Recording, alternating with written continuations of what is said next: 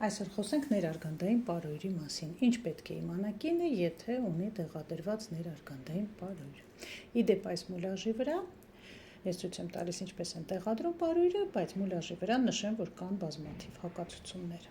Եթե տեղադրված է ներարգանդային պարույր, ապա կինը պարտադիր պետք է անցնի պլանային հետազոտություններ։ 6 ամիսը մեկ այցելելով բժիշկ գինեկոլոգին կատարվում է կլինիկական զննում, որի ընթացքում տեսնում ենք հեշտոցամուտքը, հեշտոցի պատեր, արգանդի պարանոցը եւ ներարգանդային պարույրի պարագայում պարտադիր ուշադրություն ենք դարձնում արկային թելիկները թե ոչ։ Եվ պարտադիր կատարվում է ներհեշտոցային ուլտրաձայնային հետազոտություն։ Այս գործիքային հետազոտությունը տալիս է հնարավորություն հստակ տեսնել արգանդի խոռոչը, տեսնել ներարգանդային պարույրը եւ տալ հստակ գնահատական դիրքի վերաբերյալ։